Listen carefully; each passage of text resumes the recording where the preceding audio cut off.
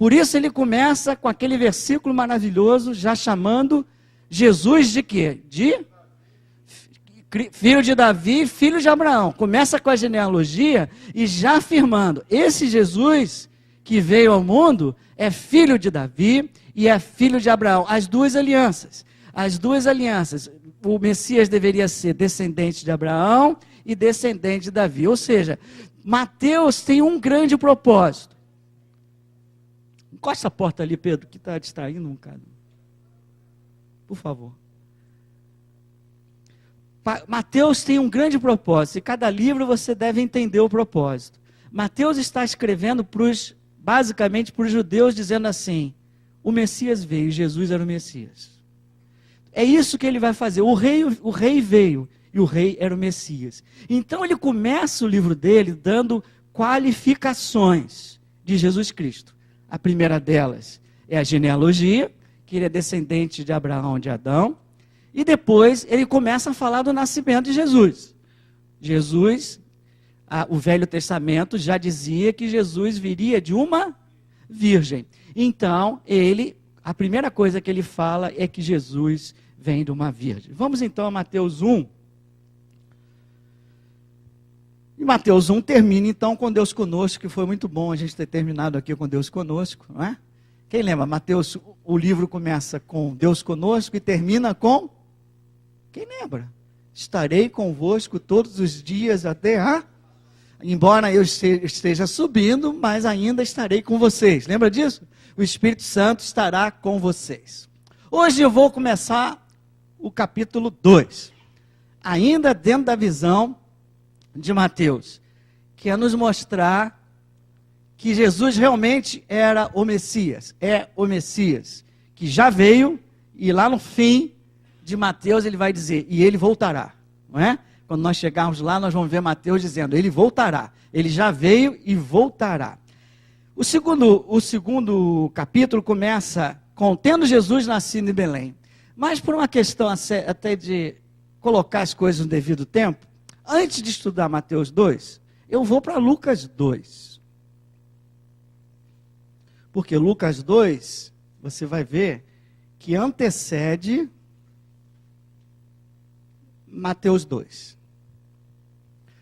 Mais uma dica de Mateus. Mateus não se prende na cronologia. O maior objetivo é mostrar que Jesus era aquilo. Então ele é mais por assunto. Ele aglutina, ele junta a matéria por assunto, não por cronologia. Então quando você vai do 2 para o 3, do 3 para o 4, do 4 para o 5, não quer dizer que o 5 esteja depois do 4, aconteceu depois do 4. Nem sempre. Tá bom? É bom você saber disso. Em Lucas 2, eu vou ler apenas do 1 ao 7. Cláudio está aí? Aquele de voz... Não, Cláudio não veio. Mas tem outro Cláudio, né? Pode começar. Lê o 1 e o 2, por favor.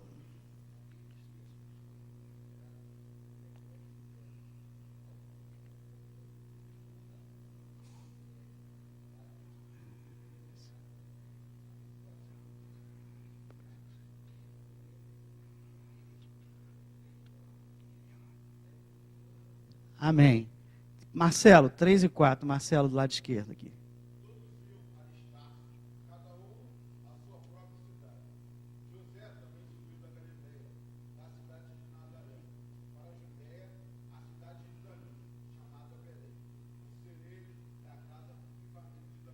Ok? Marcelo do lado de cá. 5 e 6.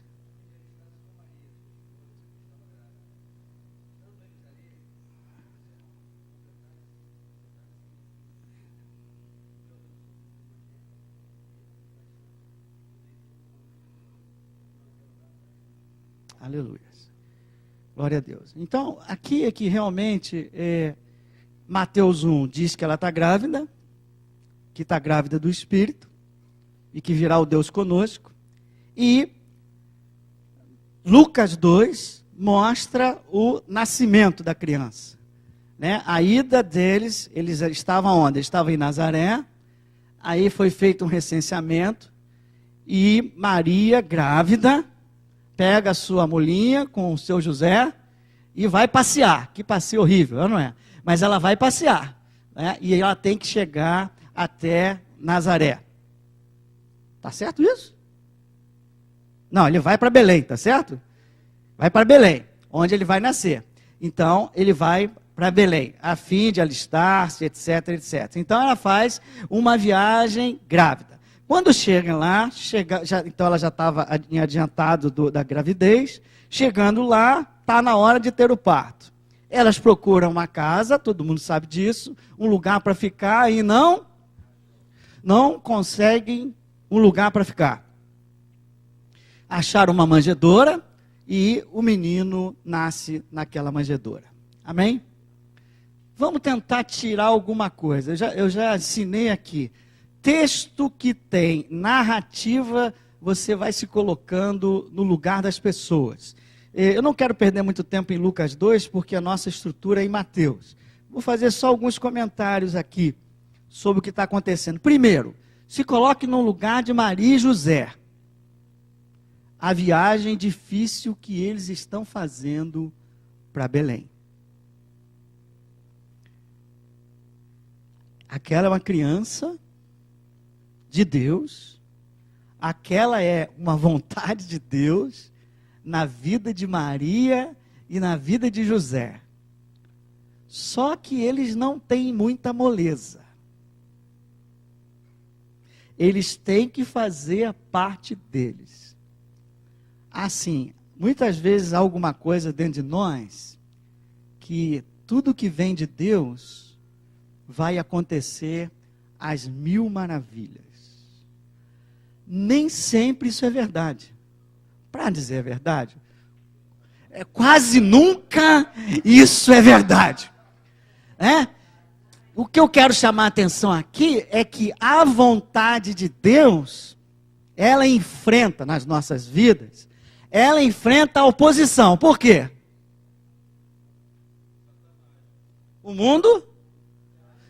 No mundo tereis, mas tende, eu venci o mundo. E ele venceu desde ali, desde Maria.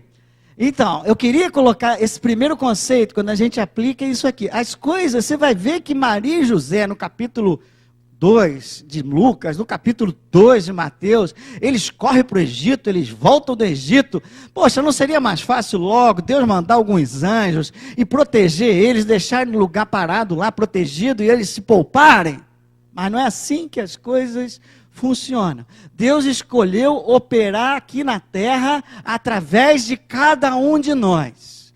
E toda vez que vem uma vontade de Deus na nossa vida, ou seja, uma criança, toda vez que Deus gera uma criança, a vontade dele dentro de nós, um ministério, uma vontade, um projeto, a gente deve estar preparado a enfrentar essas dificuldades para que o projeto nasça, para que venha o parto.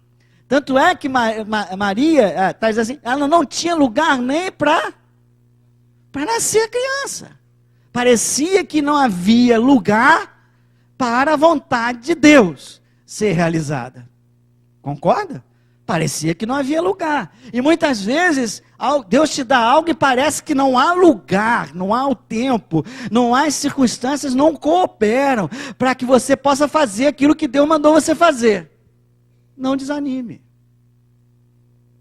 Tantas vezes você chega e pensa assim, meu Deus do céu, por que é tão difícil? Não podia ser mais fácil? Não é? Só que é assim mesmo, irmão. Se prepara para enfrentar. Olha aquele, ele veio bem vestido, ele veio de super-homem. Está vendo lá? Ele veio, seja um super-homem como o Fábio, para enfrentar a oposição de Satanás, com a ajuda de Deus. Amém? Então diga assim, parece não haver lugar para o plano de Deus se realizar na sua vida. Isso é a primeira coisa que você deve entender e não desanimar.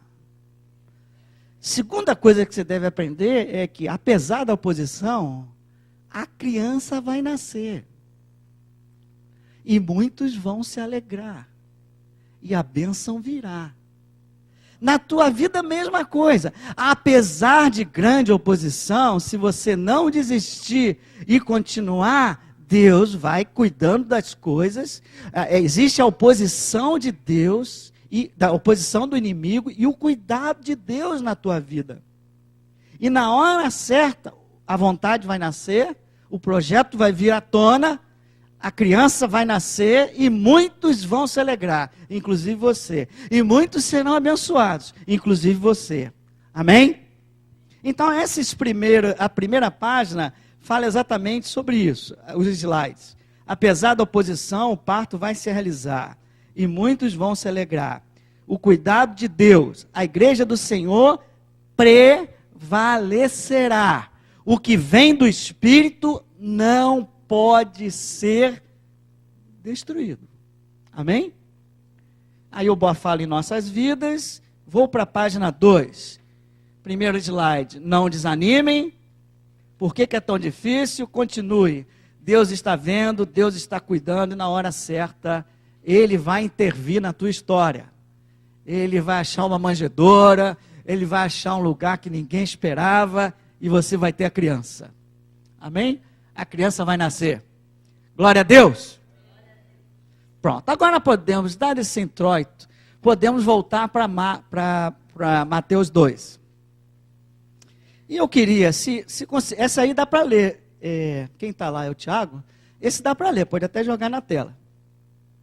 Primeiro, quantos eram os reis magos?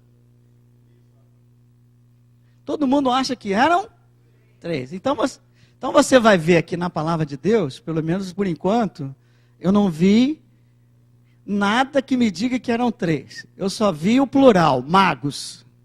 Você vai ver quando nós lermos aqui, magos. Então, pode ser 2, pode ser 3, pode ser 4, pode ser 5, pode ser 6. Ninguém disse quem era. Esse é o primeiro ensino, quando você vê aquelas coisinhas que a gente aprende de criança. Segundo, eles eram reis?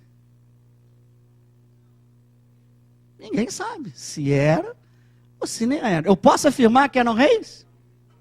Eu não posso afirmar. Talvez haja um versículo que eu ainda não tenha visto. Você já viu? Você já viu? Alguém já viu aqui? Não. Então, eles continuam sendo magos. Magos, aí é uma boa pergunta. A tradução seria, entre aspas, mágico. Só que o mágico, ele tem 2 interpretações. Ele tem a interpretação pejorativa, que é aquele como é o nome dele? Mas tem um que está lá em Atos. Eu acho que é Elimais. Você que me chama, Elimais, que atrapalha Paulo e Paulo repreende ele. Quer dizer, é o cara que está na magia mesmo, mas a magia é para atrapalhar. E essa palavra também, ela tem uma conotação positiva, por outro lado, que são os filósofos, os que estudam astronomia, as estrelas, os estudiosos.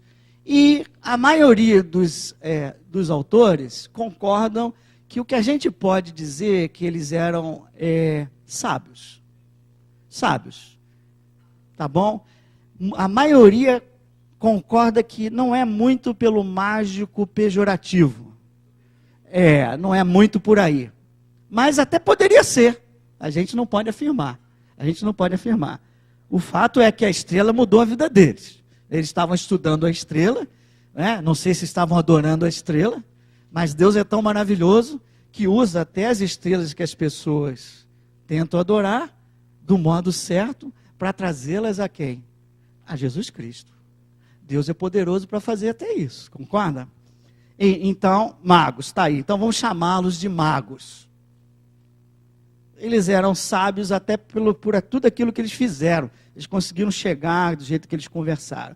3, eles se encontraram com a criança na manjedoura? Poxa, quem já viu o presépio com os pastores e os reis magos? Quem já viu? Ninguém viu o presépio com... Então, não encontraram. Por isso que eu fui a Lucas 2. Veja bem. Eles estão, o nenenzinho, nasceu lá na manjedoura, lá em Lucas 2, tá certo? Vamos ver que horas que entra o rei mago. Ou mago, tá vendo? Tá vendo? Na hora que entram os magos, a força do hábito é impressionante, né? Então vamos lá, Mateus, não sei por que Zacarias entrou aqui, acho que foi o vento. Mateus 2, olha só. Tendo Jesus Pergunta, Jesus já nasceu? Quando começou essa descrição, Jesus já nasceu?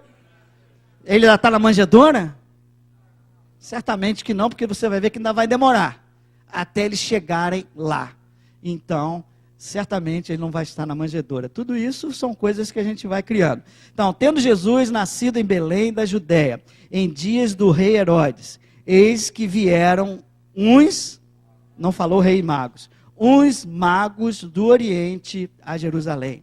E perguntavam, onde está o recém-nascido? Sinal que ele já nasceu. E eles sabiam que era o quê? Rei dos judeus. Porque vimos a sua estrela no Oriente e viemos para adorá-lo. Tendo ouvido isso, alarmou-se o rei Herodes e com ele toda Jerusalém. Então vamos parar por aqui. Então eles vêm. Eles estavam lá na terrinha deles, eles estavam estudando, de alguma forma Deus revelou, a estrela apontou e revelou que o rei dos judeus ia nascer. Ou já tinha nascido até quando chegou. E eles vieram até aqui. Parte do trajeto deles foi dirigido de forma sobrenatural pela igreja e parte também natural. Porque eles disseram, não sabemos exatamente onde ele vai nascer, mas eles pensaram com o outro, mas a gente vai para Jerusalém. Já que ele é o rei dos judeus e lá é o centro da religião, lá nós vamos nos informar. O pessoal vai, a gente pergunta, o pessoal responde. E aí chegaram assim, talvez tenham entrado num bairro como Botafogo, e saíram perguntando assim, e aí, olha só, o rei judeu já nasceu, né? O rei de vocês já nasceu. Eu tinha uma pergunta, onde é que ele está? E eles devem ter ficado alarmados com a ignorância do povo. Primeiro porque o povo não sabia nem que ele tinha nascido, nem aonde ele deveria ter nascido. Então você vê que o desconhecimento da palavra não é de hoje. Tá certo? Desde lá. Então o povão não sabia. E eles aí então, e chegou até Herodes, e Herodes então, você vai ver, chamou então os sacerdotes e os escribas do povo, que está no versículo 4, e indagava onde o Cristo deveria nascer. Ora, os escribas conheciam a palavra, conheciam ou não conheciam? Os sacerdotes também deveriam conhecer a palavra. Então, eles não demoraram muito tempo para responder onde Jesus ia nascer. Falou, em Belém da Judéia. Responderam eles, porque assim está escrito por intermédio do profeta. Quem lembra disso? Por que essa frase está muito em Mateus? Quem lembra? Porque assim está escrito aqui, foi dito pelo profeta. É mais uma qualificação. Esse Jesus é o Messias. Ele está cumprindo a promessa do Messias, que deveria nascer em Belém. Se você for lá em Miqueias 5, você vai ver que fala disso. Porque assim está escrito por intermédio do profeta. Versículo 5. E tu, Belém, terra de Judá, não és de modo algum a menor entre as principais da Judá, porque de ti sairá o guia que há de apacentar o meu povo, o povo de Israel. Então, terceiro slide da página 2. Em Jerusalém os magos perguntaram, já falei, e eu falei um pouquinho mais. O povo, por exemplo, o povo não conhecia, eles estavam distraindo, vivendo suas vidas. E Jesus veio e eles não notaram. Hoje não está muito diferente não, irmão. Nós não conhecemos os sinais da segunda vinda. Muitos de nós não conhecem os sinais da segunda vinda. E quando Jesus vier, muita gente também vai ficar surpreendida. Ele já veio, né? Só que ele não vai ficar, né? Ele vai vir, a gente vai tomar aquele susto e vai ser de uma vez só. Amém? Agora, aí tem uma outra lição importante. Primeiro slide da página 3.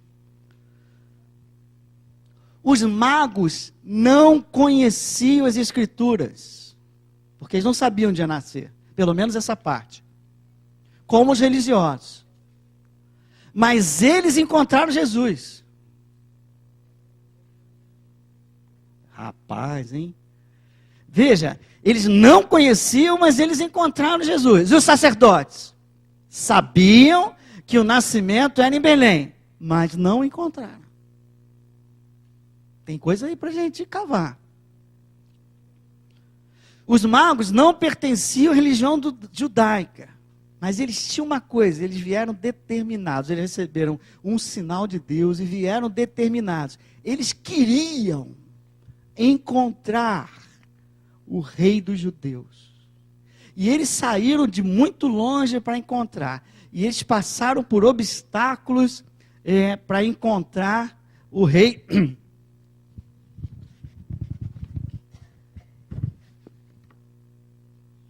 Nada contra você, mas o vento estava ali. Encontrar o rei dos judeus. Eles vieram pela fé. Eles aceitaram um sinal. Pode deixar agora, não tá? Pode deixar, meu irmão. Eles vieram de longe, não sabiam direito a palavra, não conheciam a palavra, receberam o sinal, creram no sinal, e o coração deles ardeu para encontrar o rei. Eles andaram, caminharam, perseveraram, perguntaram e chegaram lá. E outro lado você vê um contraste.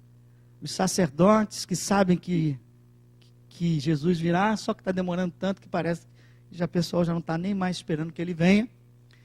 Sabe onde ele vai estar. E eles não buscaram ele. Pior, quando eles conversam e partem, você vai ver daqui a pouco, conversam lá, tá bem, vai lá, diz, já nasceu, e vai ser onde? Vai ser em Belém. Ah, então tá, tchau, tchau. Aí Herodes chama e diz assim, olha só, eu estou doido para adorar esse rei, esse garoto, quando vocês voltarem, passe aqui, me dê um toque, diz onde ele está, que eu vou lá adorar ele. Tá bom. E eles saem para Belém. Quantos religiosos vão com eles? Nenhum. Quantos querem encontrar Jesus ali? Nenhum. Caraca.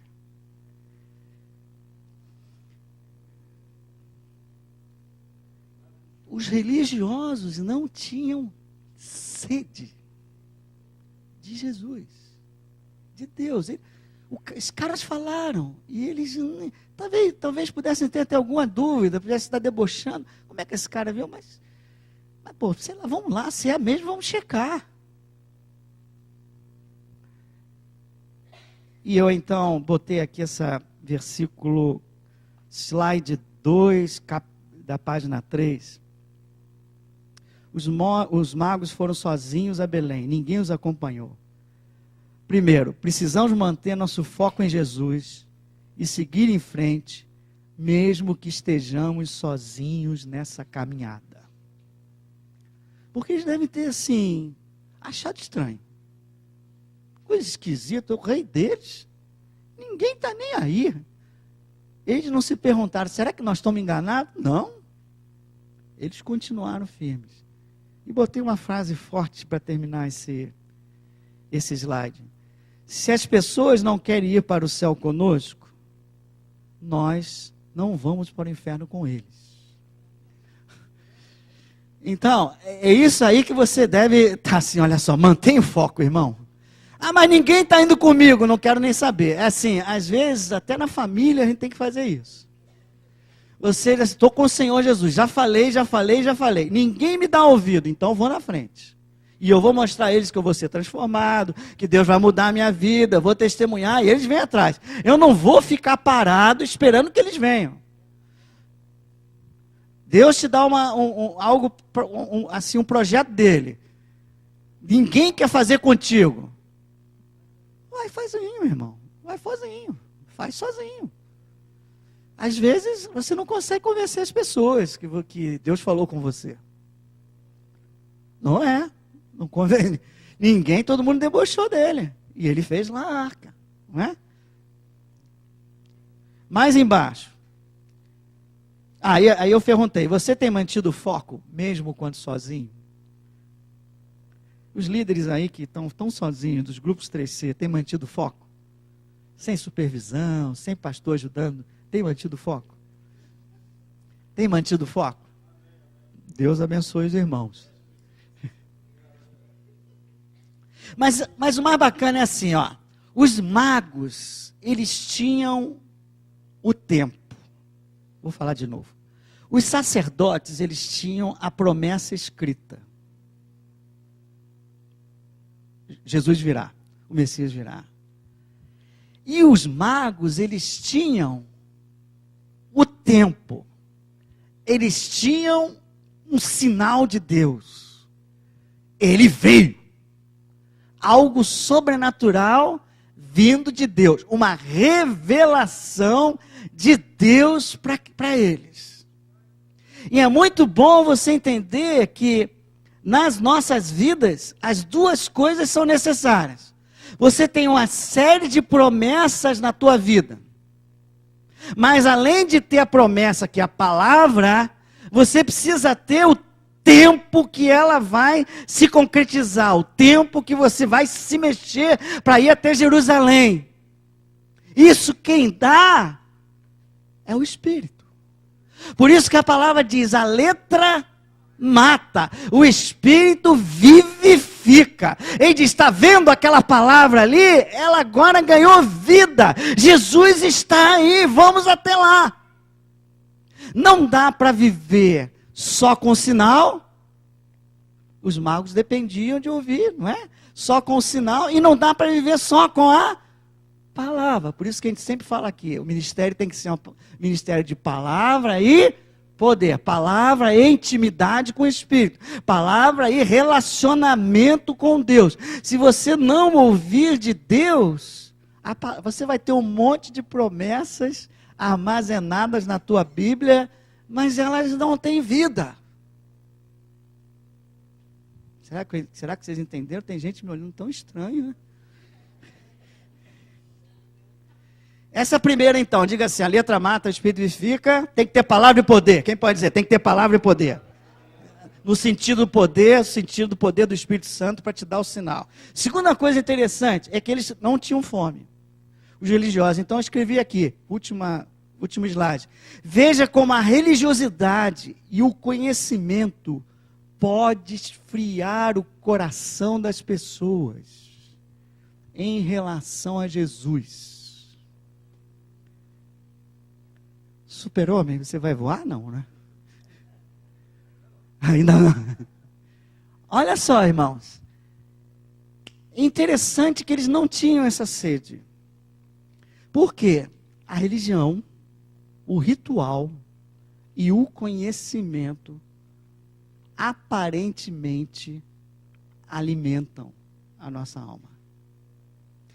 Tem gente que começa a estudar a palavra e começa a estudar por estudar para saber mais do que os outros, e fica se perdendo ali, e aparentemente a alma dele está alimentada. É como se ele tivesse pego um bombom antes do almoço e comido o bombom. A barriga dele está cheia, 2 bombons. Porque eu olhei para a barriga do irmão ali, 2 bombons, um só não vai dar não. 2 bombons, não é? Aí, 2 bombons. O cara está alimentado, mas ele tem a impressão que está alimentado. Esse é o problema dos ritos, do ritual, do cerimonial. Eu fui lá, me ajoelhei, usei meu terço. E o cara sai dali achando que está alimentado. O outro lá estudando teologia. Não, meu irmão, já estou com PhD já. Já estudei aqui, já sei. Você sabe a origem da palavra, não sei o quê, do verbo. Eu te explico. E quando você vai a fundo, isso realmente isso não é brincadeira. E a maioria, não estou dizendo todos, eu posso dizer grande parte, desses que se enveredam por isso aí, enfraquecem a sua fé. Perde a fome e a sede de um relacionamento com Deus, de encontrar Jesus. E é isso que estava acontecendo naquele caso ali. Eu falei, então, não basta conhecimento na mente. A mente pode te manter muito ocupado. Traga a palavra para o teu coração e tente aplicar na tua vida. e tenha um desejo sincero de encontrar cada vez mais a Jesus Cristo. Que Ele venha se revelar cada vez mais a tua vida. E eu pergunto, como está o teu coração hoje? Você deseja ardentemente buscar e ter um encontro com Jesus? Ou você está entrando nesse curso aqui só para ter mais conhecimento?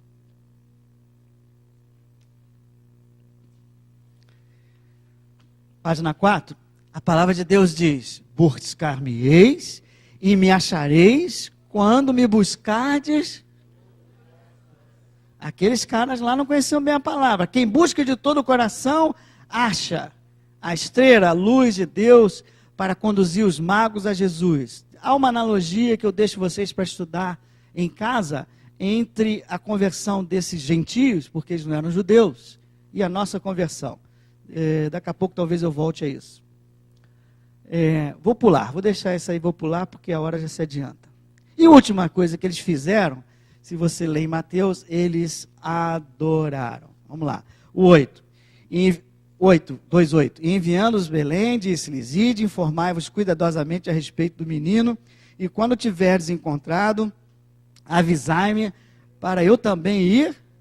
Isso é Herodes passando um papo nos magos, não é?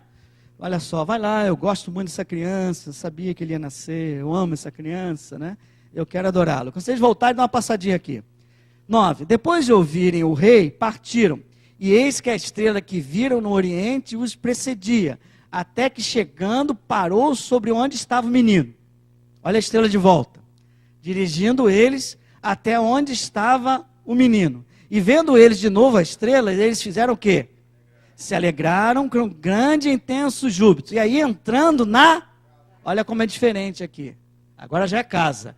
Não é mais a manjedoura, é a casa. Entrando na casa, viram o menino com Maria, sua mãe.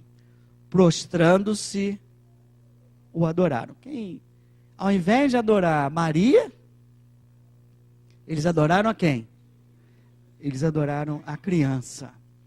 Ao invés de adorar a estrela, eles adoraram a Jesus Cristo. E olha que eles estão dando aqui uma lição de fé. Lição de fé. Porque olha só, eles sabiam o que era um rei. Imagine um rei de judeus. Assim, o rei de judeus está nascendo lá em Botafogo. Ou então, o presidente está visitando Botafogo. Aí você vem aqui encontrar o presidente. O que você espera? Comitiva. Não é? Serviçais. Seguranças. É o que você espera. O rei está nascendo lá. O que você espera? Deve ser tudo luxuoso. Deve ser um palácio. Deve estar cheio de serviçal, cheio de luxo, esperando a gente. Então nós vamos encontrar um negócio legal, digno de um rei. Quando eles chegaram lá, o que eles viram? Uma coisa humilde demais, né? Coisa humilde demais. Mas eles não titubearam na fé deles. Esse é o menino. Revelação de Deus, esse é o menino. E eles adoraram aquele menino. Eles entenderam, então, começaram a entender que aquele era o rei, mas o reino daquele rei não era deste mundo. O governo estava sobre ele. Está lá em Isaías 9:6. Sobre o menino. O governo estava sobre ele. Só que o reino é um reino totalmente diferente. Eu falei isso na aula passada. A turma estava esperando o Messias como Davi, um grande guerreiro, que ia chegar e ia libertar eles do Império Romano. E desde já, Mateus já está esclarecendo, mostrando que esse rei é diferente. Esse reino é diferente. Amém? Diga comigo, o reino desse menino não é desse mundo. Seu reino é inabalável e é eterno. Glória a Deus. E eles ali então adoraram, abriram seus tesouros. Falarei isso mais à frente. Sendo por divina advertência, vamos ver o último, o que eu falo aqui no último slide, do 4. Eu chamo a atenção o contraste entre Herodes e os magos. Herodes tem a notícia do menino e ele fica preocupado, ele se perturba. Já os magos se alegram, porque eles tiveram revelação de quem o menino era. Quem tem uma revelação, um encontro real com Jesus, se alegra e adora. Quem lembra do seu encontro aqui com Jesus aqui? Como seu Senhor e Salvador. Você se alegra e você adora. Sem essa alegria, a vida é incompleta, irmão. A vida cristã é incompleta. O inimigo vai tentar roubar essa tua alegria. Ele tem tentado roubar dia a dia de cada um de nós. Não é? Quantas coisas difíceis você tem enfrentado. Dá vontade de dar um chute no pau da barraca, largar tudo. Outros dizem, Senhor, me leva logo, eu quero ir para o céu. É, não é? Me leva logo, Senhor, eu já sou teu, me leva logo. Fica aí que tu ainda tem muito para fazer, meu amigo. Fica aí que tu ainda tem muito para fazer. Tu está pensando que é só ser salvo e subir? Não, tu ainda vai abençoar muitas vidas. Segura o barco aí, que você ainda vai ser muito usado. Mas não aguento, mas aguenta. A alegria do Senhor, a tua força é. Não perde a alegria, não perde a alegria do encontro, não perde a alegria de ter encontrado Jesus Cristo, dele ter se revelado a você, dele ter te escolhido, te chamado, te resgatado. Isso a gente não pode perder na caminhada cristã, senão a gente cai no ritual, daqui a pouco vai virar sacerdote lá de Jerusalém. Ai, meu netinho, olha só, está aqui escrito isso. Tu tem que ter alegria de novo. Não estou dizendo que você vai ficar rindo pelas paredes o tempo todo, eu estou falando da alegria do Senhor, dentro de você, que quando o inimigo vem, impactando a tua vida, querendo te derrubar, te jogar, destruir tudo, você sente, mas o choro pode durar uma noite, mas a alegria vem para amanhã, e você se lembra, e você levanta as tuas mãos, e vem o consolo de Deus na tua vida, e é um novo dia, e nada está com Deus conosco. Semana passada, Deus conosco está comigo, e Ele vai dar um jeito, Ele vai fazer algo, Ele sabe de todas as coisas, não cai um fio do meu cabelo, sem que Ele permita. Amém? Será que temos estado... segundo, eles foram à presença de Deus com muita alegria. E isso ensina muito os cristãos. Como é que você vem para a presença de Deus? Você vem para cá nos cultos com muita alegria? Irmão, que bom, domingo eu vou ver isso aí. Como é que você veio hoje aqui? Com muita alegria? Olha os magos aí ensinando, eles são sábios. Eles estão nos ensinando, estão ensinando os cristãos. Para se achegar a Jesus, se achegue com muita alegria. O véu que separava já não separa mais. Será que a gente está vindo com a mesma alegria aos cultos? Porque onde Jesus está, há gozo, há alegria.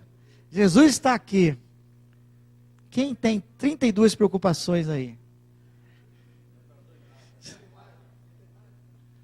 Mas tem um aqui que é maior que todas elas. A alegria do Senhor está aqui. Ele está aqui, o Espírito dele está aqui. Um dia tudo isso, as 32 vão passar, mas ele não vai passar. A palavra dele não vai passar. O Senhor estará aqui. Amém? E Jesus tem te trazido alegria? Ele tem restaurado a tua vida? Amém. Como é bom ouvir isso. Hein?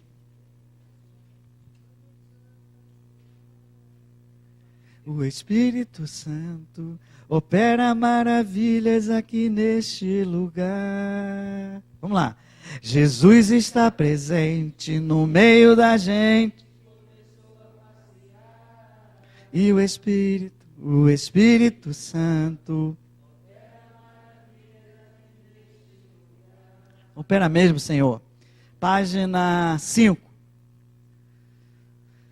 Os magos ofereceram o seu melhor. Eles se prostraram e entregaram o seu melhor. E o versículo 11 diz que eles abriram os seus tesouros e entregaram as suas ofertas. Isso nos leva a lembrar, será que eu já abri o meu tesouro para Deus? Será que eu já fiz a minha oferta? Será que eu dei já aquilo que é mais precioso, já entreguei nas mãos dele?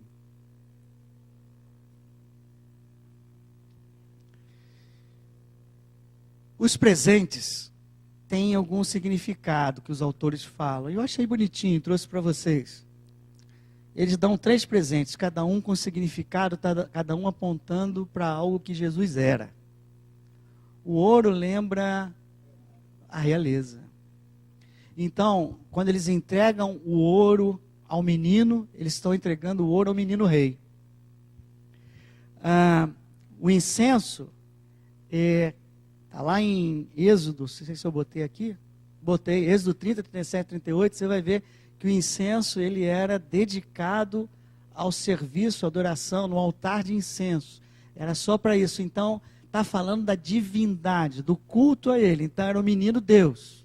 Aquele menino, além de ser homem, ele era Deus. O significado do incenso. E o último, que é a mirra era o material usado quando eles embalsamavam as pessoas. Então, a mirra aqui está falando para o menino que era o Cordeiro de Deus. O menino que ia subir naquela cruz que ia se sacrificar por nós. Então, aqueles três símbolos já apontavam para quem Jesus era. Ele era rei, ele era Deus, e ele ia subir e ia nos salvar, nos substituir e morrer por nós naquela cruz. Amém? 12. Sendo por divina advertência prevenidos em sonho, para não voltarem à presença de Herodes, regressaram por outro caminho à sua terra. Olha só, Herodes era um cara muito bom, um cara legal, inteligentíssimo. Ele conseguiu dar uma de 171 e enganar os sábios. Meu irmão, você pode ser o mais sábio dos homens e enganar todo mundo, mas você não consegue enganar Deus. Eles enganaram até Herodes, que parecia que eles iam voltar, mas enganar Deus eles não enganam. E aí Deus dá o sonho para os magos, e os magos então, ao invés de voltar para Jerusalém, tomam a direção oposta. Amém? Alguma dúvida até aqui do que eu falei? Não. Primeira parte terminou. Segunda parte. Fuga para o Egito. Lá vai Maria e José de novo trabalhar. Quem quer ter uma criança, um ministério, vai aprendendo. Lá vai eles trabalhar de novo. Tendo eles partido, eles quem? Os magos. Os magos já se foram. Eis que apareceu um anjo do Senhor a quem? A José. De novo sonho. Em sonho. E disse: dispõe-te, toma o menino e sua mãe, foge para o Egito e permanece lá até que eu te avise. Ainda dá o porquê. Por quê? Porque Herodes há de procurar o menino para o matar. Caraca, que lindo o que Deus faz. Maria e José deviam estar assim, vibrando pela bênção recebida. Não é? Vibrando, porque foram visitados pelos magos, receberam um tesouro, eles que estavam durinho da Silva, quem já recebeu um tesouro quando está duro? É ou não é? A gente está durinho aí, vem uma oferta, vem alguém que nos ajuda, sai a causa da justiça, sai um projeto novo. Meu Deus, você vibra, né? E logo após vibrar, lá vem ataque do inimigo. Só que os dois nem sabiam do ataque. Eles estavam ali inocentes. De novo, então, Deus entra na história dos dois. De novo, Deus cuidando dos seus. De novo, Deus fazendo o sobrenatural para que a vontade dele se cumpra. E ele dá o sonho e diz: dispõe-te, toma o menino e sua mãe e foge para o Egito. Mas logo o Egito representava e sempre representa o quê? Veja comigo o último do coisa. Esse símbolo do mundo, esse Egito é o símbolo do mundo e serve para acolher quem? Jesus. Será que Deus não podia dar um negócio mais consagrado? Hein? É ou não é? Pô, afinal de contas, logo no Egito, Jesus, o cara que era o Filho de Deus, né? Jesus está ensinando a gente aqui um pouquinho, né, irmãos? Ele tem que fugir, fugiu logo para o mundão. Será que não tinha outro lugar para ele fugir, não, meu irmão? E ele fugiu para lá. Não teria um lugar melhor para acolher? Lição: Deus é o dono de toda a terra. Todas as coisas, Ele faz do jeito que Ele quer, quando Ele quer e onde Ele quer. Aleluia. E você vai notar que o Egito sempre foi usado por Deus como um símbolo. O povo de Israel foi chamado do Egito. Oséias 11:1. Eu acho que Oséias 11:1, quem pode ir lá? Por favor, vale a pena ler. Alguém que chegue lá. E Jesus também vai ser chamado do Egito, de volta. Abraão. Veja que isso é uma constante na Bíblia. Pode ler, Oséias 11:1. Continua mais um pouquinho. Pronto. Tá bom. Olha, só esse. Quanto mais eu chamava. Amém. Tá bom. Ih, cara. Esse não somos nós. Eles então chamavam o povo de Israel. Você vai ver no versículo 15. Do Egito chamei o meu filho. Lá no final. Para que se cumprisse o que fora dito de novo por intermédio do profeta. Do Egito chamei também o meu filho Jesus. E você também foi chamado do Egito. Você estava lá e Deus te chamou. Você já nasceu no Egito. Todos nós já nascemos nesse mundo, o Egito espiritual. Já nascemos no Egito. E Deus nos chama de volta do Egito para Ele. Amém? Glória a Deus. Depois vem o massacre das crianças.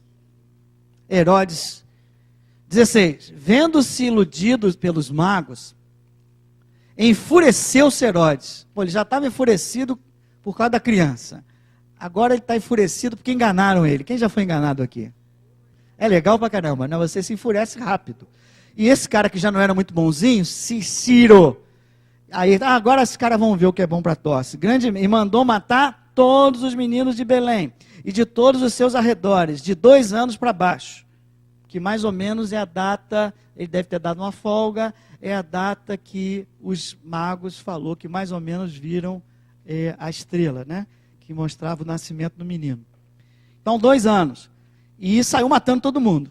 E aí também se cumpre de novo o que diz o profeta. Está lá Mateus toda hora falando com os judeus. Olha aqui, isso aqui também se cumpriu. Aquilo que disse o profeta Jeremias.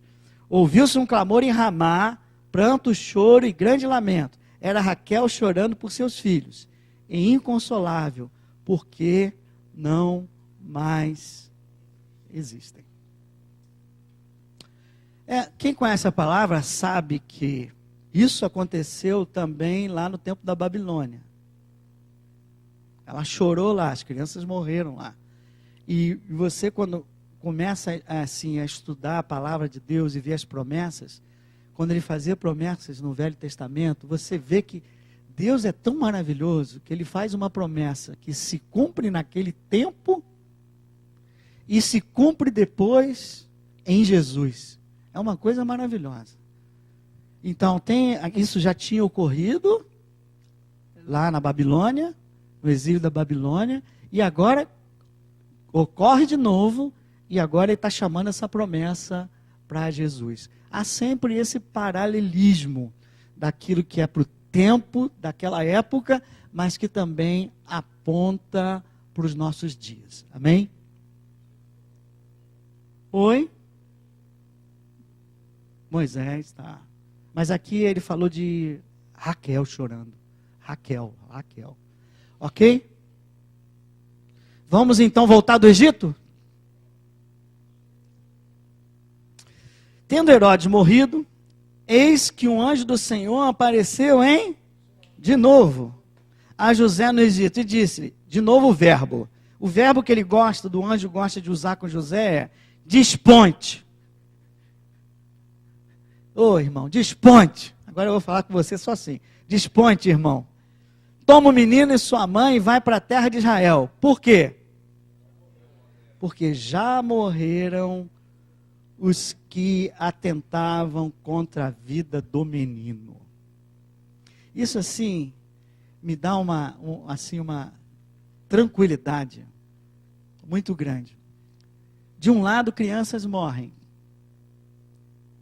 Algumas crianças inocentes morrem por Jesus. E depois, Jesus, o inocente, morre por todos. Por outro lado, aquele que está provocando tudo isso, teve uma morte horrorosa, não vai dar tempo de falar. Teve uma morte horrorosa. E eu gosto, guarda essa frase, decora assim, ó, já morreram os que atentavam contra a vida do menino. Você pode decorar isso aí? Já morreram. Vou falar diferente agora. Já morreram os que atentavam contra o plano de Deus. Já morreram os que atentaram contra a vontade de Deus. Mas eles estão vivos, pastor. Sim, alguns estão até vivos fisicamente. Mas já morreram espiritualmente. Isso é um negócio, cara, que a gente tem que ficar guardando na nossa mente. O que vem de Deus prevalece. Aquele conselho de Gamaliel, né? Se vem de Deus, vai prevalecer. Não precisa ficar queimando o cara. Se vem de Deus, vai prevalecer. Se não vem de Deus, é como palha. Daqui a pouco sai fora. Então a oposição ao plano de Deus, à obra de Deus, ela vem, e vem mesmo, mas ela passa. E morrem aqueles que se levantaram contra o plano de Deus. E morrem, se não fisicamente, espiritualmente. Quantos tentaram matar o cristianismo? Quantos tentaram destruir as Bíblias? Conseguiram? Não conseguiram. Estão lá todos eles mortos. Quantos ridicularizaram o cristianismo? John Lennon, por exemplo. Logo depois, tumba. É ou não é? Aqueles que atentam contra a vontade de Deus tão mal. Isso então para mim é um alerta. Cuidado para não se opor ao plano de Deus. Cuidado para não se opor à vontade de Deus. Cuidado para não entrar. Ah, fulano não sei o que, vem com... Aquele cara a gente tem mais que acabar com ele. Se vem de Deus, vai prevalecer. Cuidado, irmão. Será que eu tenho feito mal ao corpo de Cristo? Isso é o mais comum de nós. Falei isso na ceia. Cara, tem que ter cuidado, cara. Essa minha língua aqui, ela adora falar mal dos outros, cara. Ela é diferente da de vocês. E tem hora que eu não controlo ela. Quando você falar, diz que a língua é uma espada. Não é como uma espada? Quando você começar a falar, eu quero que Deus traga à sua mente uma espada sendo cravada no corpo de Cristo.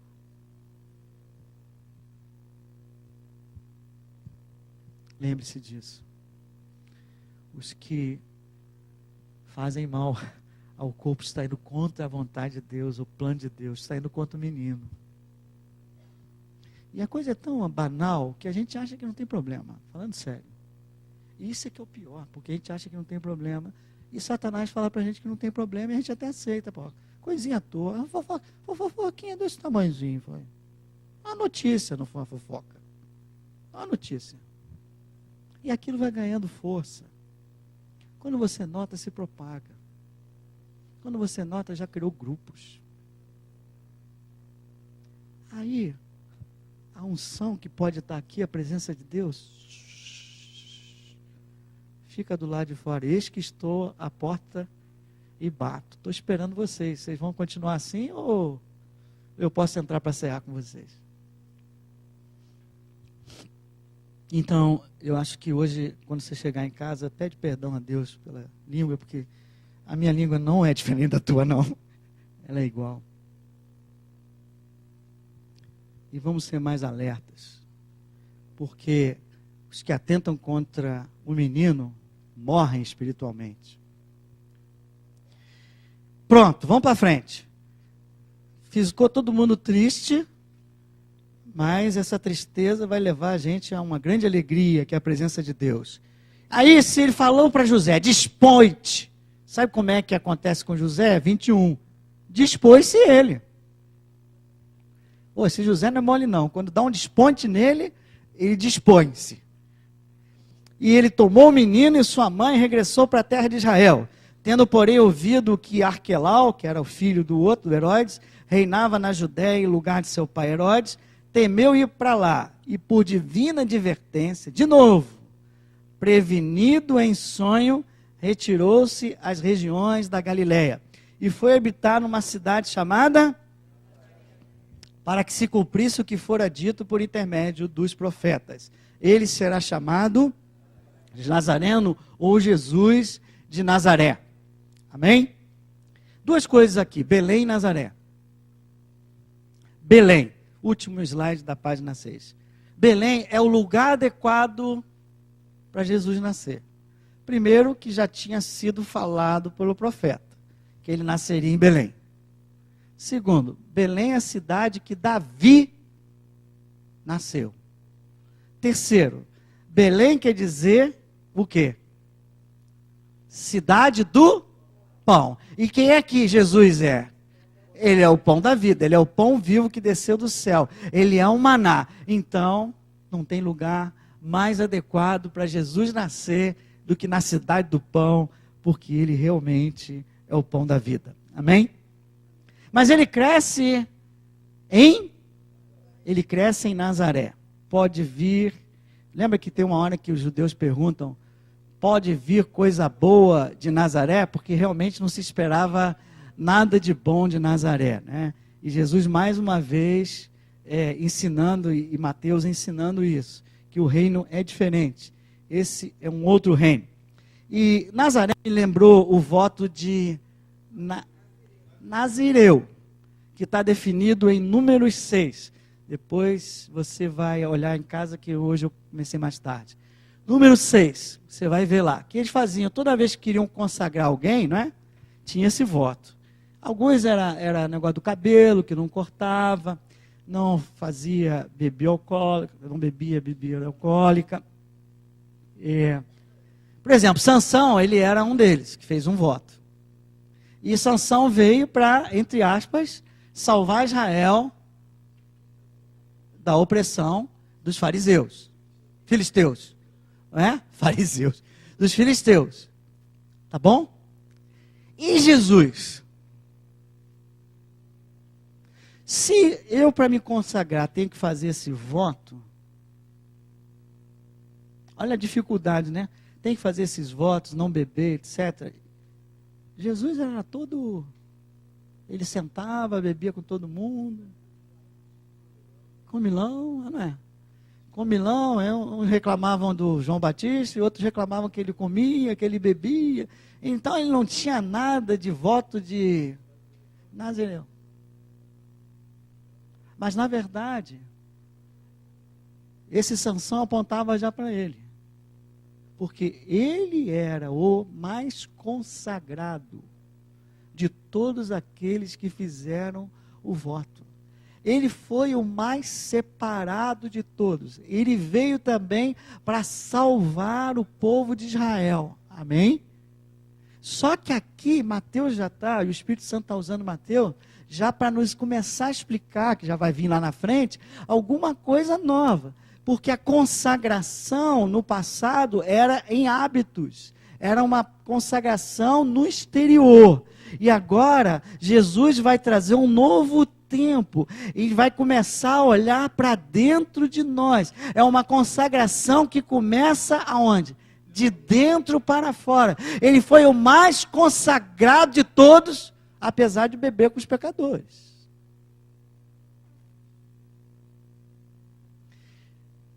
Isso também é lição para nós. O que Deus espera de nós é que a gente comece uma consagração de dentro para fora. Claro que até vai ter implicações do lado de fora, mas ela tem que começar de dentro para fora. E Jesus, daqui a pouco, vai começar realmente a colocar os pingos nos is e mostrar no Sermão do Monte. Toda vez que ele falar para os fariseus, ele vai ser sem bater, que o negócio agora é de dentro para fora. Ele vai começar a olhar para o interior do homem. E Mateus vai deixar isso muito claro. Ele vai quebrar todo o farisaísmo, todas aquelas regras. Cumpre regra, então tá bom. Não é assim. Faz o voto de cortar o cabelo, tá bom. Não cortar o cabelo, tá bom. Não é assim. Diga, Jesus, o mais separado dos homens, ele foi consagrado de dentro para fora.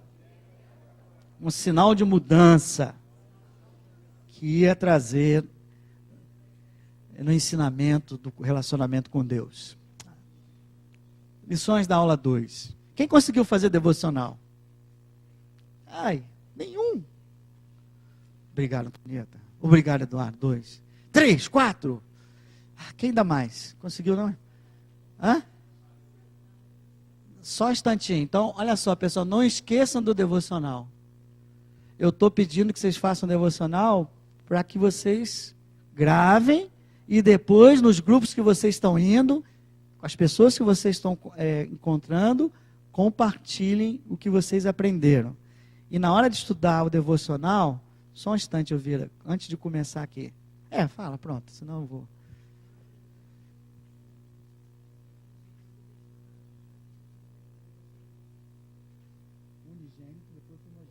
Unigênito, depois vira primogênito.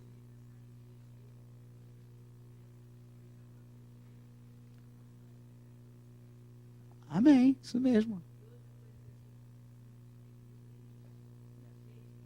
Os reis não, os magos. Os 3 reis magos que não são reis nem 3. Pode até ser, né? Não sabemos. Os reis que não... Enfim, os magos, né? Eu vejo, porque a gente aprende, né, quando a gente, na história, que eles vêm do Oriente, diz a palavra que ele vem do Oriente. Então, eles vêm de um povo, é um povo distante, né? E eu vejo também aí o amor de Deus, ali como veio a genealogia de Deus, que eu vejo que para mim é fantástico, que eu vi que ali a gente tem chance para nós. Isso. E esses reis, esses magos também, é uma chance daqueles isso. Que estavam de fora, né, que não é o povo de Deus, e tem chance para nós. Eu vejo ali também. Então, lê a primeira linha que você está falando aí, do segundo slide. Antes de ler, quando você vai estudar o teu devocional, quando você fazer uma leitura que é uma história, que é uma narrativa, para você aprender a aplicar a palavra, para tirar mais o suco da palavra, você mergulha em cena e se coloca no lugar de cada personagem. Personagens importantes aqui. Maria quase não aparece, né? Os magos, José, Herodes, e depois eu vou falar Deus. Então, magos. Magos, você vê isso que a Elvira começou a falar, que há uma analogia entre a conversão dos gentios, aqueles que estão longe de Deus, que Deus vem e pela obra dele, ele chama, ele envia a luz sobre nós e nos traz a Jesus Cristo. É tudo obra de sua graça. É ele. E aí você pode ler em casa, 2 Coríntios 4, 4 e 6, que diz que nós estávamos com os olhos, o inimigo, o Deus desse século, colocou venda nos nossos olhos. E aí não enxergava espiritualmente, estávamos afastados de Deus. Mas ali diz que Deus depois vem e coloca a luz no nosso coração. Fala, Carlos.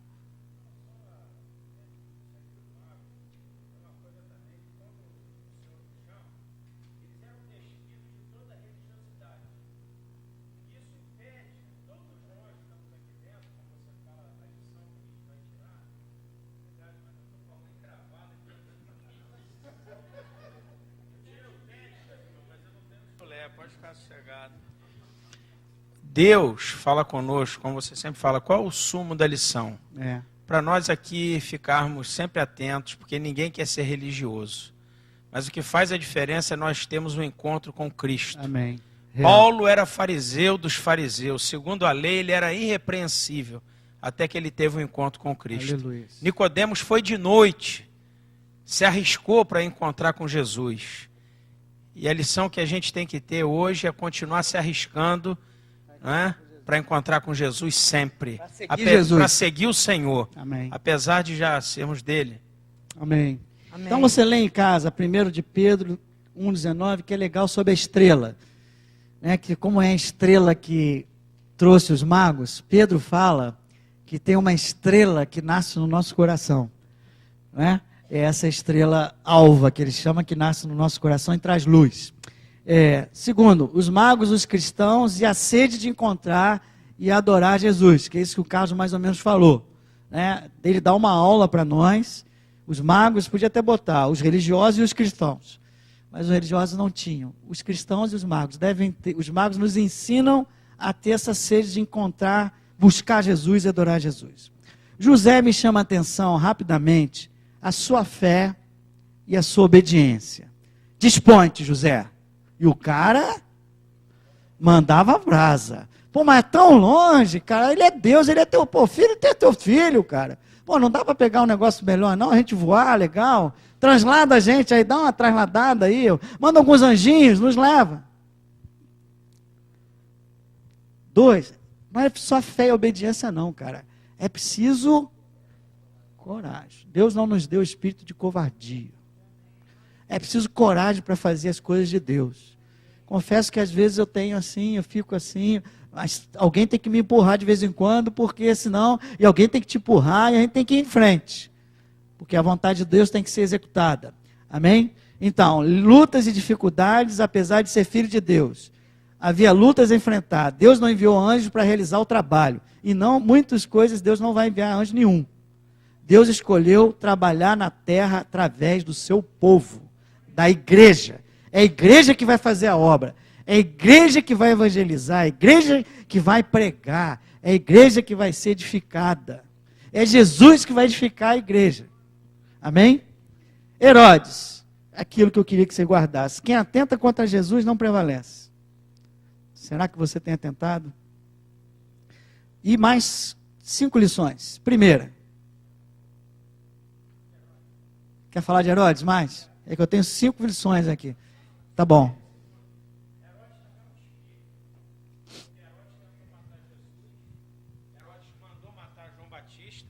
E o livro do profeta Obadias, ele trata só sobre os idumeus, que era o povo da descendência de Esaú, que é toda a descendência de Herodes. É o povo que, quando Israel precisou, eles não ajudaram, ainda se alegraram com a desgraça de Israel.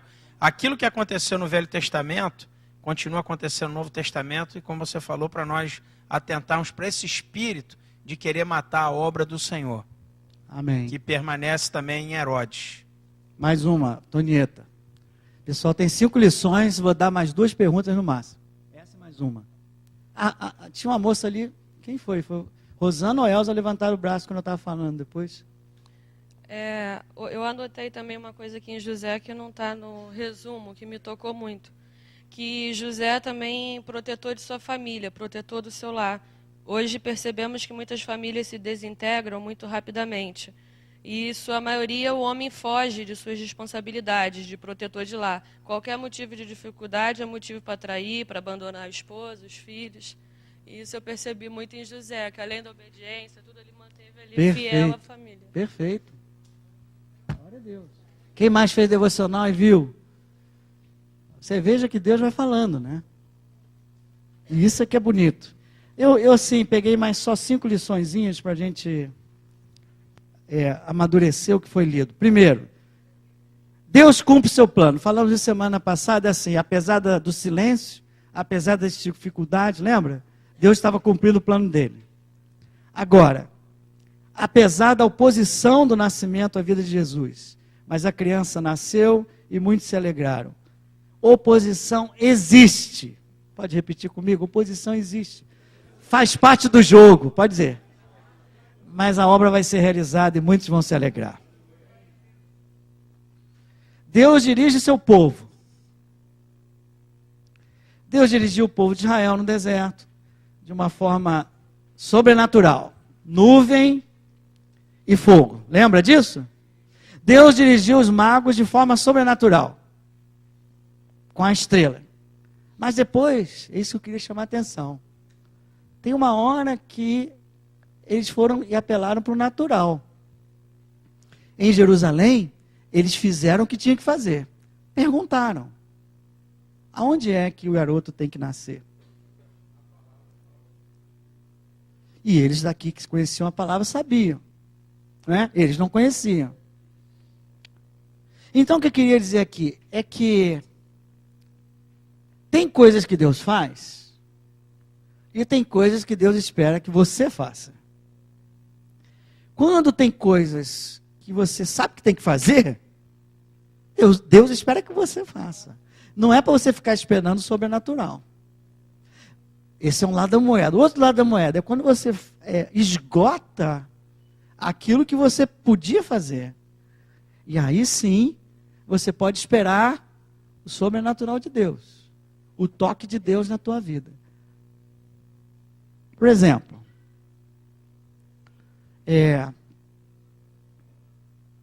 Deus manda um anjo para remover a pedra do sepulcro.